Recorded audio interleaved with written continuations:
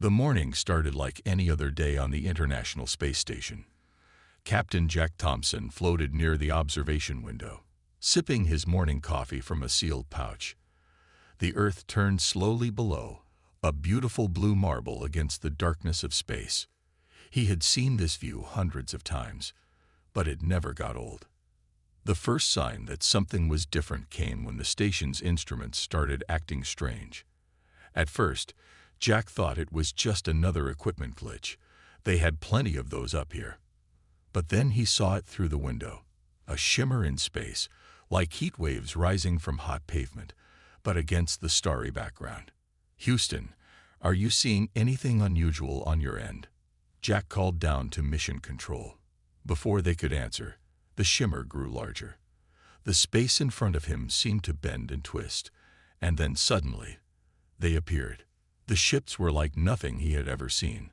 They looked like giant crystals, catching and reflecting sunlight in ways that made them seem to glow from within. They were massive, each one probably the size of a small city, and there were 5 of them, arranged in a perfect pentagon formation. "Houston, we have visual contact with multiple unknown objects. They appear to be artificial structures of some kind." Jack's voice remained steady, just like his training had taught him, even though his heart was racing. The next few hours were chaos. Every government, every military, every news organization on Earth was focused on the crystal ships. People were panicking in some cities, celebrating in others. And then the aliens made their first broadcast. They called themselves the Bright Ones, and they spoke perfect English, along with every other human language. Their holographic messages appeared on screens worldwide, showing beings that looked like living light given form. Their spokesperson, who called himself Ambassador Light, had a voice that sounded like wind chimes and expressed amusement at humanity's reaction. "We have been watching your civilization for some time," Ambassador Light announced to the United Nations during an emergency session. "Your species shows potential. Though your methods are crude and your technology primitive, we see possibilities for advancement under proper guidance." The ambassador's form flickered as he moved around the UN chamber, examining things with what seemed like amused interest. He picked up a delegate's smartphone, turning it over in his luminescent hands. "How quaint. You still use physical devices for communication. And look at this, silicon chips. We abandoned such basic materials thousands of years ago." Jack watched the broadcast from the space station, along with his crew. They had front-row seats to see more crystal ships arriving, positioning themselves in a complex orbital pattern around Earth. The ships moved with impossible grace, as if the laws of physics were merely suggestions to them. "Your species has an odd habit," Ambassador Light continued, his tone becoming almost patronizing. "You keep old technology, try to repair broken things, and even collect what you call vintage items. This attachment to obsolete tools is holding you back. In our civilization, we simply create new, perfect tools when needed. There is no waste, no clutter, no junk." The word junk came out like it left a bad taste in his mouth. The ambassador gestured, and a hologram appeared, showing images of Earth's orbiting satellites, old space stations, and various space debris. "Look at all this scattered metal and silicon, cluttering up your orbit. This is not the way of an advanced civilization."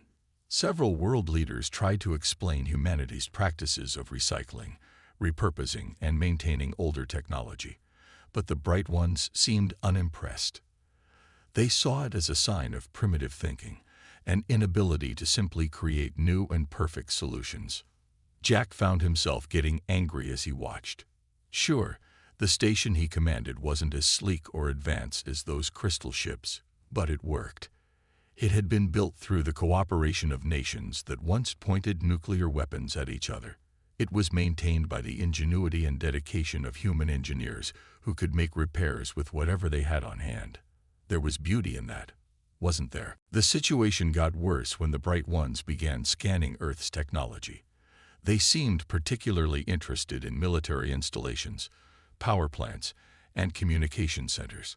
Their scans went right through any attempts to block them, and they shared their findings openly on global broadcasts. Your nuclear power plants are terribly inefficient. Your weapons systems are barely more advanced than throwing rocks.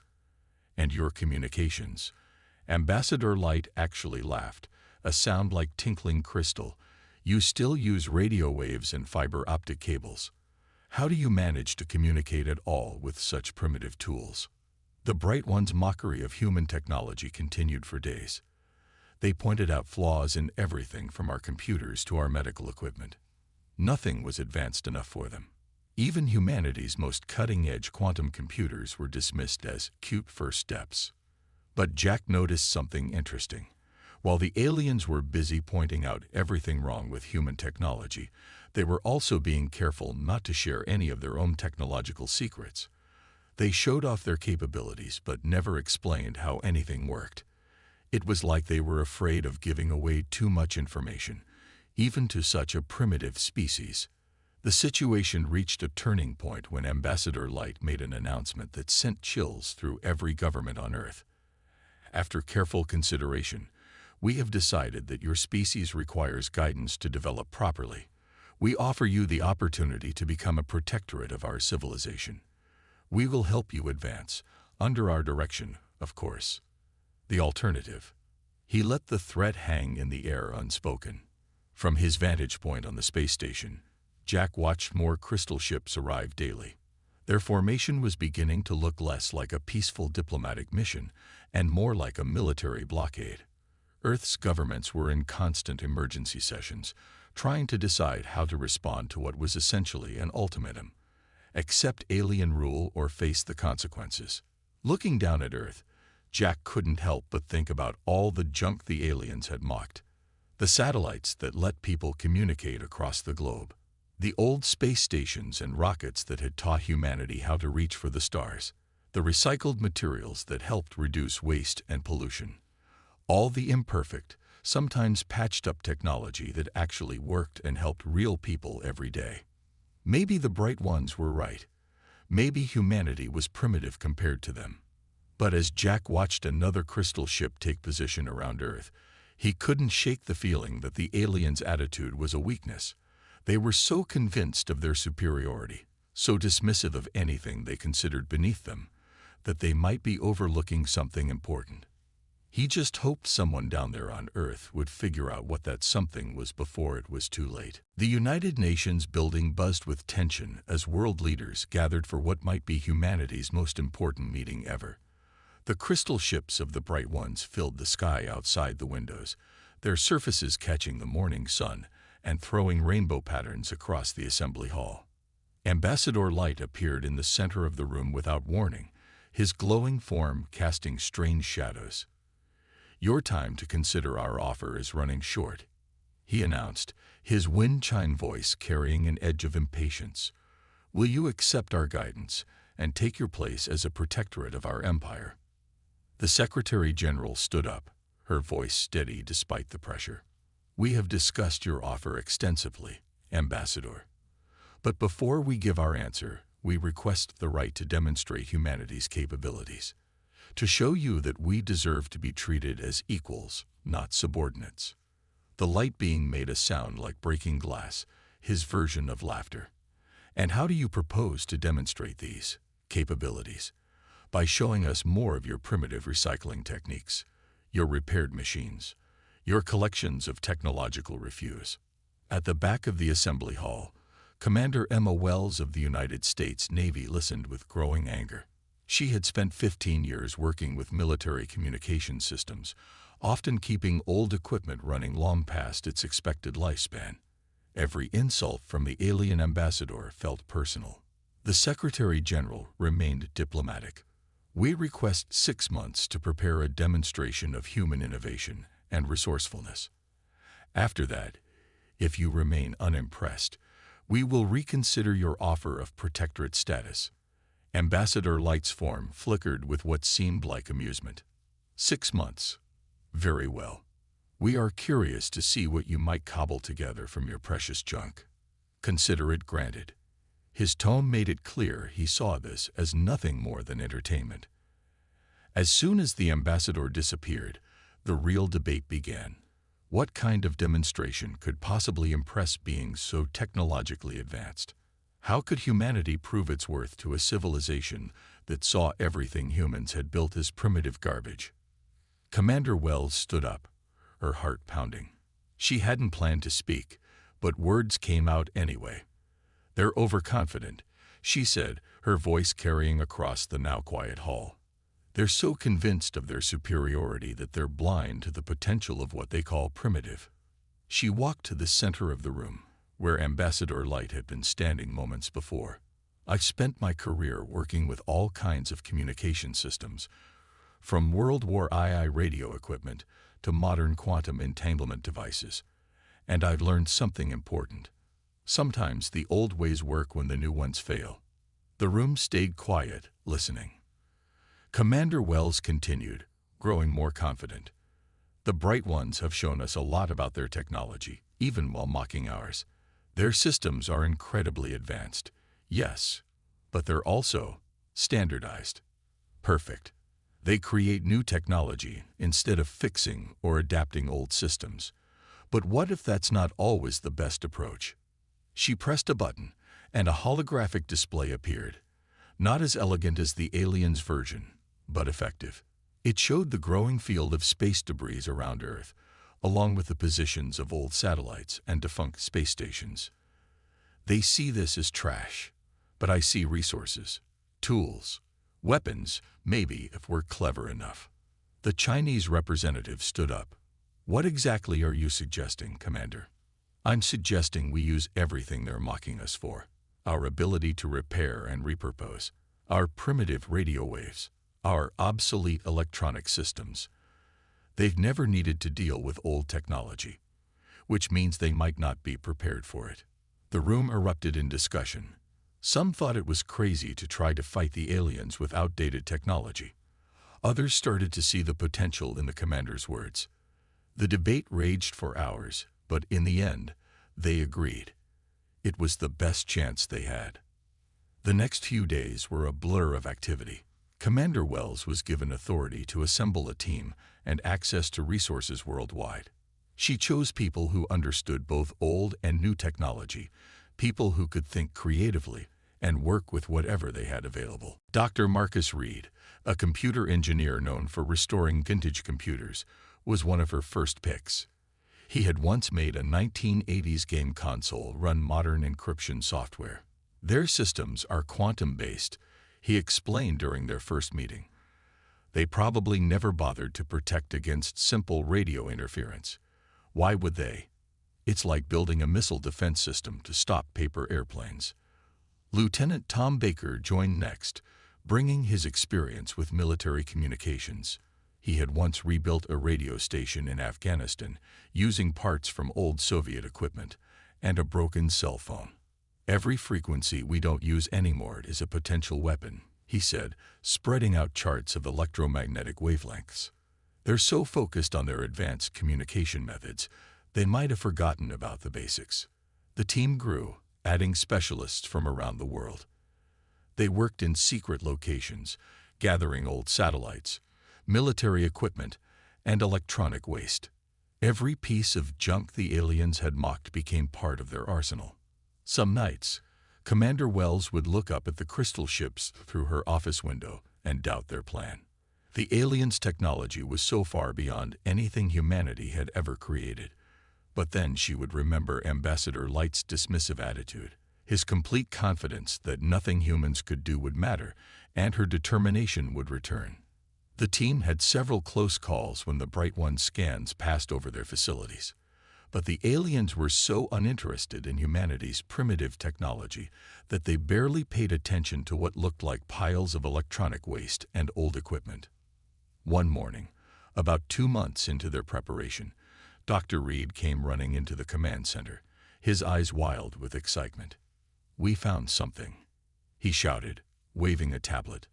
"Look at these readings from their ships." The data showed that the aliens' quantum communication systems experienced tiny fluctuations whenever they passed through areas of heavy radio traffic. The effect was small, but it was there. The Bright One's perfect technology had a weakness after all. It had never needed to account for primitive electromagnetic interference. "It's like they built the perfect house," Lieutenant Baker said, but never bothered with a basic fence because they thought nobody would dare throw rocks at their windows. Commander Wells smiled as she looked at the data. Maybe, just maybe, humanity's junk would prove more valuable than anyone had imagined. They had 4 months left to turn this discovery into something that could save Earth from becoming just another protectorate in the Bright One's empire.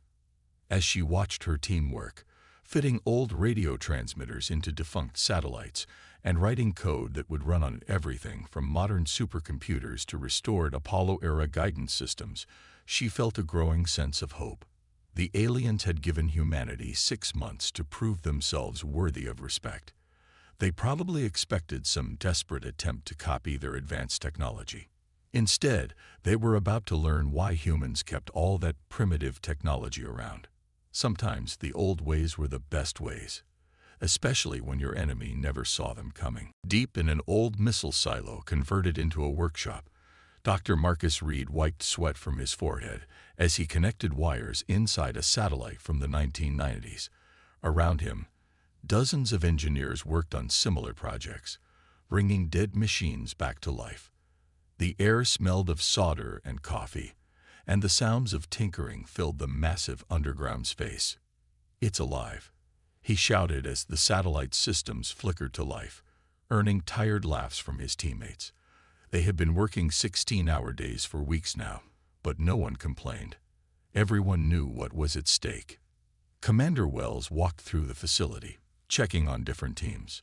She stopped at Lieutenant Baker's station, where he was testing different radio frequencies. Old ham radios, military communications equipment, and even restored World War I transmitters covered his workbench. "How's it coming along?" she asked, watching numbers scroll across his screen. Baker grinned and held up what looked like a classic walkie-talkie with extra parts attached to it. "We found out something interesting. When we broadcast on really old frequencies, especially if we use amplitude modulation, it creates weird echoes in their quantum systems. It's like trying to read a book while someone's flashing old TV static in your eyes." The discovery had led to their first major breakthrough. The team began collecting and restoring old radio equipment from around the world. Ham radio operators donated their gear. Museums provided vintage military equipment. Even old TV broadcasting stations were stripped for parts. But they needed more than just radio interference to make their plan work. In another part of the facility, a group led by Dr. Reed was working on something even more ambitious. They had gathered hundreds of old satellites, some still in orbit, others recovered from storage or salvage yards.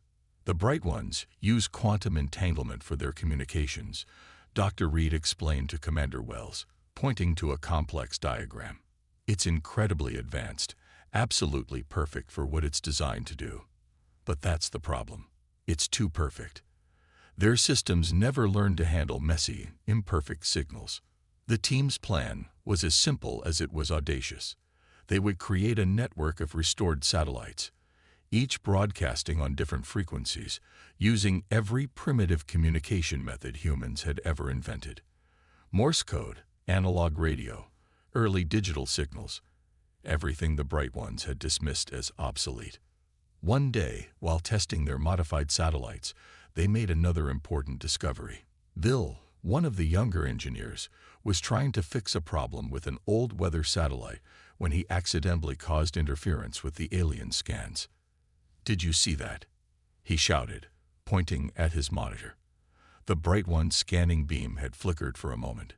It wasn't much, but it proved their theory. The aliens' advanced technology could be disrupted by the right combination of primitive signals. Commander Wells immediately ordered more tests. They found that different combinations of old technology could affect the alien systems in various ways. A mix of AM radio waves and early satellite transmission protocols could disrupt their scans. Cold War-era radar systems, when modified slightly, could create static in their quantum communications. The team worked around the clock, modifying their plan. They weren't just going to demonstrate humanity's worth. They were going to show the bright ones exactly why keeping old technology around could be an advantage. But they faced challenges too. Some of the equipment was so old that replacement parts didn't exist anymore. The team had to manufacture new components from scratch, often improving on the original designs. They also had to be careful not to draw too much attention from the aliens hovering above. Ambassador Light made occasional appearances at the UN, each time more condescending than the last. "We see you gathering your obsolete machines," he said during one visit. "How charming that you think they might impress us." His mockery only fueled the team's determination. 3 months into their preparation, they began testing their network. They launched several restored satellites under the guise of space debris cleanup missions. The bright ones barely paid attention. After all, what harm could human garbage collection do to their superior technology? Each launched satellite carried modified transmitters and custom-built interference generators. They looked old and harmless on the outside. Exactly what the aliens expected to see. But inside, they contained the combined knowledge of decades of human communications technology, redesigned and repurposed for a new mission. The first full test of their system came when they activated 3 satellites simultaneously. The effect was small but noticeable. Several of the crystal ships briefly dimmed, their perfect surfaces showing tiny distortions. The aliens didn't seem to notice, but the team celebrated quietly in their underground facility. "It's like we're building an electromagnetic storm," Lieutenant Baker explained, watching the data from the test. "Each piece of old tech adds another layer of interference. Alone, they're harmless. Together, they create something the bright ones have never had to deal with." As they approached the final months of their deadline, the pace of work intensified. More satellites were launched, each one carefully positioned to look like part of routine space maintenance. Old ground-based transmitters were reactivated, disguised as museum pieces or communication history exhibits. Commander Wells spent long hours studying the bright one's reaction to their activities. The aliens remained completely unconcerned, still convinced that humanity's reliance on old technology was a sign of weakness. Their overconfidence was becoming their greatest vulnerability. The team's final breakthrough came from an unexpected source. They discovered that the crystal ship's perfect quantum systems were most vulnerable to simple rhythmic interference patterns, like those produced by the earliest human broadcasting equipment. It was almost poetic. The most basic human technology might prove to be their strongest weapon against the aliens' advanced systems. As the 6-month deadline approached, Commander Wells gathered her team for one last briefing. The underground facility had become their second home, filled with the strange mix of old and new technology that represented humanity's best hope. "The bright ones think we're going to try to impress them with some pale imitation of their technology," she told her tired but determined team. "Instead, we're going to show them something they've never seen before: what happens when human ingenuity meets a lifetime of keeping old machines running." Looking around the room at the restored satellites, modified radio equipment, and countless other pieces of junk that the aliens had mocked, she felt a surge of pride. Maybe humanity wasn't as advanced as the bright ones, but they had something the aliens had never needed to develop: the ability to work with whatever tools were available, to adapt and repurpose rather than always creating something new. In just a few days, they would find out if their plan would work. The fate of Earth would depend not on humanity's most advanced technology, but on their ability to use everything they had ever created, no matter how old or simple it might seem. The day of the demonstration arrived with a clear, bright sky that seemed too peaceful for what was about to happen.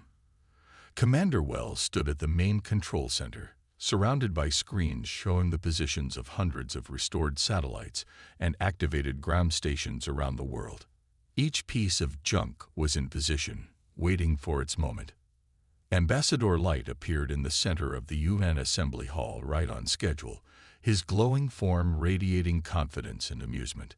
Behind him, through the windows, the crystal ships floated in perfect formation, their surfaces gleaming in the morning sun. "Your time has expired. the ambassador announced, his wind chime voice carrying a note of finality. "Show us what your primitive technology has accomplished. Then we will proceed with establishing our protectorate." Commander Wells stepped forward, her heart racing, but her voice steady. "We've prepared a demonstration of human innovation and resourcefulness. We ask that your ships maintain their current positions to observe the full effect." The light being made his characteristic sound of breaking glass. Laughter. "Our ships will stay exactly where they are. We wouldn't want to miss any part of your charming display of obsolete machinery." Wells nodded to Lieutenant Baker, who began the sequence they had practiced dozens of times. Around the world, old radio stations hummed to life.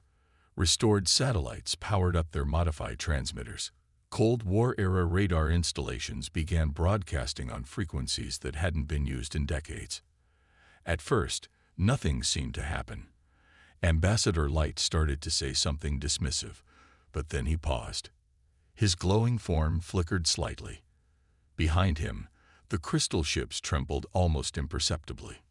"What is this interference?" he demanded, his usual musical voice taking on a harsh edge. "These primitive frequencies, they are causing unexpected resonance patterns." Commander Wells tried to hide her smile. "This is just the beginning. Lieutenant, Phase 2. Baker activated the second wave of their network. Dozens more satellites joined the broadcast, each one adding its own layer of primitive signals to the growing electromagnetic storm. The effect on the Bright One's technology was immediate and dramatic. The crystal ships began to pulse with irregular light patterns. Their perfect surfaces showed ripples like disturbed water. Ambassador Light's form became increasingly unstable, flickering and shifting as the old frequencies interfered with his quantum-based projection. "Stop this immediately," he commanded, but his voice crackled like a badly tuned radio. "Your obsolete technology cannot possibly affect our superior systems." "Actually," Dr. Reed spoke up from his station, "that's exactly why it's affecting your systems. You never needed to develop protection against these frequencies. You thought they were too primitive to matter."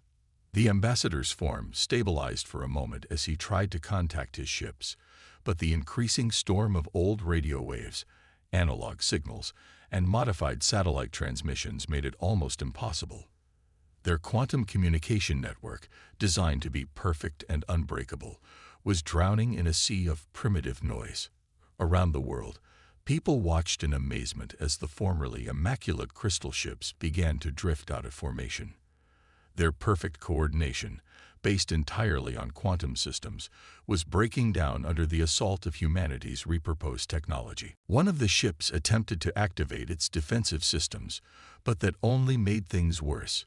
The energy buildup in its crystals reacted with the chaotic mix of Earth's old frequencies, creating cascading disruptions throughout its systems. The massive vessel tilted to one side, its surface now rippling like liquid glass. Impossible. Ambassador Light's form was barely holding together now. "These are simply radio waves. Primitive electromagnetic transmissions. How can they be affecting our quantum-based technology?"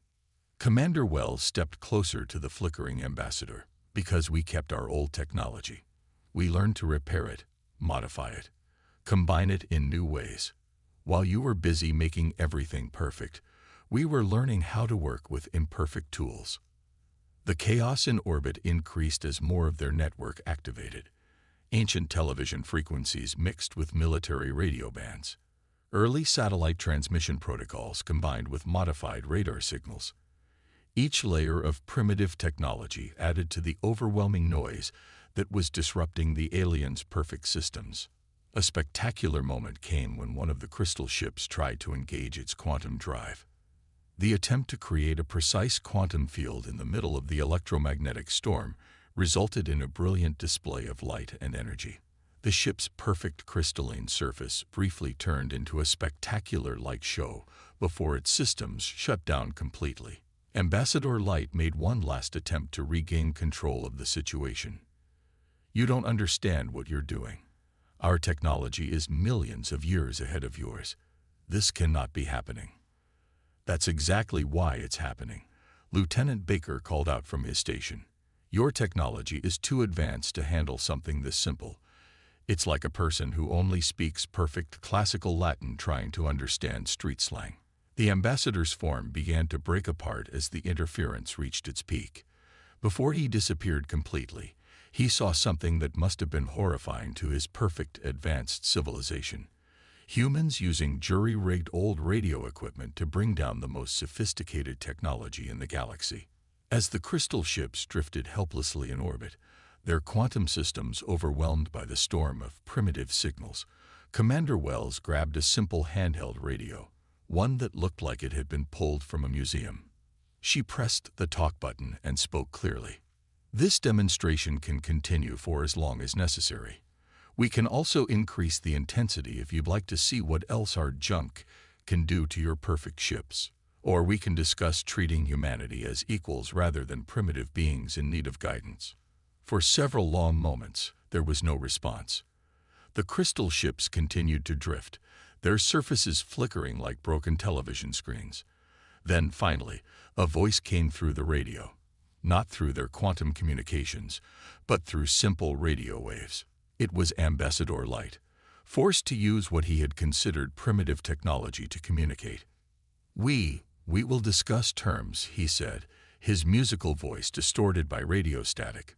"Perhaps we have something to learn from your species after all." Around the world, cheers erupted as people realized what had happened. Humanity had defended itself not with advanced weapons or copied alien technology, but with the very tools the Bright Ones had mocked.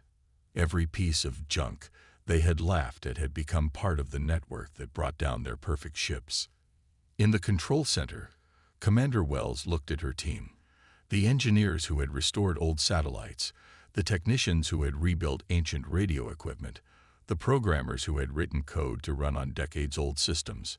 They had proved that sometimes the old ways were the best ways, especially when your enemy never saw them coming. The crystal ships hung in orbit, their surfaces still rippling with interference patterns, serving as a shining reminder that perfection could be defeated by innovation, and that even the most advanced civilization could be brought down by underestimating simple, reliable technology. 1 week after the demonstration, the crystal ships still hung in Earth's orbit, their surfaces now stable but dulled compared to their former brilliance. They had managed to restore basic functions, but only by shutting down their most advanced systems, the very systems vulnerable to humanity's primitive technology. The United Nations Assembly Hall was packed as Commander Wells and her team prepared to meet with Ambassador Light. This time, the ambassador appeared using a simple holographic projector, Earth technology, rather than his quantum-based manifestation. His glowing form looked less impressive now, flickering occasionally as the projector struggled to maintain his image. "My civilization has been reconsidering our approach," Ambassador Light began, his tone lacking its former confidence. "We have never encountered a species that could affect our technology in this manner." Commander Wells nodded, keeping her expression neutral despite the victory they had achieved. "We're glad you've reconsidered. We've always preferred friendship over conflict." The ambassador's form shimmered. "Before we discuss new terms for our relationship, I must understand how you accomplished this. Our scientists cannot comprehend how your outdated equipment could possibly interfere with quantum systems." Dr. Reed stepped forward, carrying an old ham radio that had been modified with parts from several different decades of human technology. "The answer is simple, Ambassador. You designed perfect systems for a perfect environment. But the universe isn't perfect, it's messy." He held up the radio. "This transmitter was built in 1965. We modified it with parts from the 1980s, 1990s, and today. Each generation of human technology had to account for interference from everything that came before. Your systems never had to do that." Lieutenant Baker joined in, pointing to a display showing the spectrum of signals they had used. "When we combined all these primitive frequencies, they created patterns your quantum systems couldn't filter out. It's like trying to listen to one perfect note while someone plays 1,000 different instruments off-key." The ambassador's form flickered again as he processed this information. But surely you understand that our technology is still far superior to yours. This was merely an unexpected vulnerability. Commander Wells smiled slightly. A vulnerability you never considered because you dismissed our old technology as worthless junk. That's the point, Ambassador. We keep our old tools because we've learned that sometimes the simplest solution is the best one. The negotiations continued for hours, with the Bright Ones gradually accepting that they would need to treat humanity as equals rather than primitives in need of guidance. But Commander Wells and her team knew there was more work to be done. The aliens' homeworld might decide to send more ships, better prepared for Earth's primitive defenses. That night, as the team gathered in their command center, Lieutenant Baker brought up the concern everyone had been thinking about. They'll adapt. Next time, their ships will be shielded against our frequencies. Commander Wells nodded, looking at the data streams from their worldwide network of repurposed technology. Which is why we need to take this to the next level. Dr. Reed, tell them about your idea. The engineer grinned and pulled up a complex diagram on the main screen. We've analyzed the quantum signatures from their ships. Their entire civilization is built on the same technological principles. Perfect, elegant, and completely unprepared for messy old radio waves. He zoomed in on what looked like a map of star systems. Their homeworld defense grid uses the same quantum communication network. If we can boost our signal enough to reach their system, we could disable their entire defense network, Commander Wells finished. Not as an attack, but as leverage to ensure they never threaten Earth again. The plan was audacious. They would need to dramatically increase the power and range of their network, building massive transmitters and launching dozens more modified satellites. But they had something now that they didn't have before: the cooperation of governments worldwide, and proof that their concept worked. Over the next month, while negotiations with the Bright Ones continued, humans around the world worked to enhance their network. Old radio towers were recommissioned. Giant satellite dishes from the early space age were restored and upgraded. Museums donated vintage equipment that engineers modified with modern components. Ambassador Light and his fellow representatives remained unaware of these preparations. They were focused on repairing their damaged ships and renegotiating their relationship with Earth. They still couldn't quite believe that their perfect technology had been defeated by what they considered technological relics. The final piece of the plan came together when Captain Jack Thompson, still commanding the International Space Station, helped position a modified communications array that would serve as the central amplifier for their signal. From his vantage point in orbit, he could see both the still struggling crystal ships and the growing network of human technology spreading across Earth's surface and orbit. "It's ready," he reported to Commander Wells. "We can now project our signal all the way to their homeworld. It won't be as strong as what we hit their ships with, but it should be enough to demonstrate our capabilities." Commander Wells brought the plan to world leaders, who approved a final attempt to secure Earth's safety. They would send a message to the Bright One's homeworld, along with a demonstration of what Earth's primitive technology could do to their defenses. The day arrived with tension filling the air. Ambassador Light and the other representatives were invited to observe what humans called a good faith demonstration of our capabilities. They still didn't understand what was about to happen. Commander Wells gave the order, and around the world, the network activated. Old transmitters hummed to life, modified satellites aligned their antennas, and Captain Thompson activated the space station's amplifier array. Together, they created a concentrated beam of primitive radio waves, aimed directly at the Bright One's distant home system. The signal took hours to reach its destination, traveling across light years of space. When it finally arrived, the effects were even more dramatic than they had hoped. Reports came flooding in from the crystal ships as their communication with home suddenly filled with chaos and confusion. On the main screen, they watched as the aliens' home defense grid, visible through their own communication channels, began to flicker and fail. One by one, their perfect quantum defense systems were overwhelmed by the storm of primitive radio waves from Earth. Ambassador Light's holographic form seemed to collapse in on itself for a moment. When he stabilized, his glowing appearance had dimmed considerably. "What have you done?" he asked, his voice barely above a whisper. Commander Wells stepped forward. "We've demonstrated that Earth cannot be conquered or controlled. Your homeworld's defenses are experiencing exactly what your ships did in our orbit, but on a much larger scale." She pointed to the display showing the continuing disruption of the aliens' defense grid. "We can maintain this interference indefinitely. We can also end it immediately, once we have a treaty guaranteeing Earth's independence and establishing mutually beneficial relations." The ambassador looked at the display, then at the human team who had accomplished something his civilization had thought impossible. "You used the technology we mocked to defeat our most advanced systems with your junk." Dr. Reed nodded. "That's why we keep our junk around, Ambassador. Everything has potential if you look at it the right way." The negotiations that followed were unlike anything humanity had experienced before. For the first time, the Bright Ones approached humans as equals, perhaps even with a touch of respect. The final treaty not only guaranteed Earth's independence, but established trade and knowledge exchange that would benefit both civilizations. As the crystal ships prepared to depart several weeks later, Commander Wells stood at the observation window of the control center, watching their now repaired hulls glinting in the sunlight. Captain Thompson's voice came through on the communication system from the space station above. "They're powering up to leave," he reported. "And you should see this. They've modified their quantum drives with what looks like protective shielding against radio frequencies. Seems they've learned something from us after all." Commander Wells smiled as she watched the ships depart. Humanity had done the impossible. They had taken what the Bright Ones considered worthless junk and used it to protect their planet.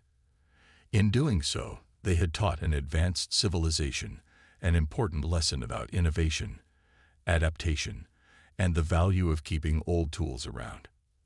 As the last crystal ship disappeared into the darkness of space, she looked at the network displays showing hundreds of reactivated satellites and repurposed radio stations around the world. What had started as a desperate defensive measure had become humanity's greatest strength, a testament to their ability to find value in what others dismissed as obsolete. Earth's junk had conquered an advanced alien homeworld, and in doing so, had earned humanity its place among the stars.